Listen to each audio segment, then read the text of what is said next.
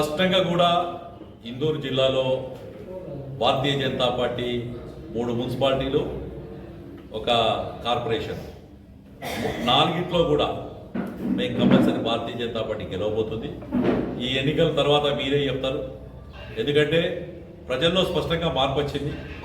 10 ఏళ్ల టీఆర్ఎస్ పరిపాలన చూసారు, ఈ 2 సంవత్సరాలు కాంగ్రెస్ పరిపాలన చూస్తున్నారు. వాళ్ళు దీంట్లో వాళ్ళకి అర్థమైపోయిందంటే టీఆర్ఎస్ పెంక మీద ఉన్నట్టుండే కాంగ్రెస్ పొయ్యిలుంది. టీఆర్ఎస్ దొంగ అయితే కాంగ్రెస్ వాడు గజ దొంగ అయ్యాడు. ప్రజల యొక్క ఎలాంటి మౌలిక వసతుల యొక్క ఏర్పాట్లో పూర్తి వైఫల్యం చెందింది ఈ 2 పార్టీలు కూడా. కాబట్టి వాళ్ళు ఆల్టర్నేట్ చూస్తున్నారు. భారతీయ జనతా పార్టీ మీద పూర్తి విశ్వాసం ఉన్నారు. ఇవాళ మీరు కేరళలో చూశారు, ఎక్కడైతే బీజేపీ లేదనుకున్నారో అక్కడ కూడా గెలవడం జరుగుతుంది.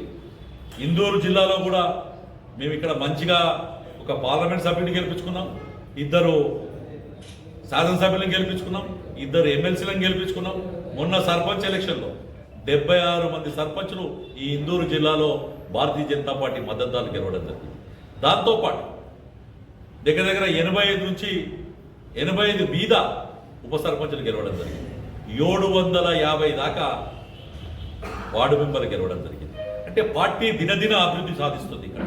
కాబట్టి రేపు జరగబోయే ఈ మున్సిపల్ ఎన్నికల్లో 3 మున్సిపాలిటీ ఒక కార్పొరేషన్ మీద భారతీయ జనతా పార్టీ మద్దతుదారుడు ఎవరైతే తరపున పోటీ చేసిన వ్యక్తి ఉంటాడో అతనే రేపు ఇక్కడ మేయర్ కానీ చైర్మన్ కూర్చోబోతున్నారని పూర్తి విశ్వాసం మాకుంది.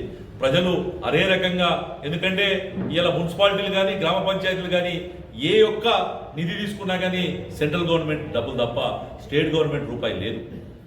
కాబట్టి ఏదైనా కేంద్ర ప్రభుత్వం నుంచి వచ్చేదే. కాబట్టి స్థానిక సంస్థలు ఇవి స్థానిక ప్రభుత్వాలు, ఇవన్నీ కూడా ఈ స్థానిక ప్రభుత్వాలలో కేంద్రం నుంచి వచ్చే ఏదైతే నిధులతో ఆధారపడి ఉంటుంది. కాబట్టి ఇక్కడ భారతీయ జనతా పార్టీ ఉంటే ఇంకా ఎక్కువ అభివృద్ధి సాధించే అవకాశం ఉంటుంది. కాబట్టి ప్రజలు కూడా అదే విశ్వాసం వ్యక్తం చేస్తున్నారు. రేపు రాబోయే ఎన్నికల్లో భారతీయ జనతా పార్టీ యొక్క అభ్యర్థులను మంచి మెజార్టీతో గెలిపిస్తారని తెలియజేసుకుంటారు.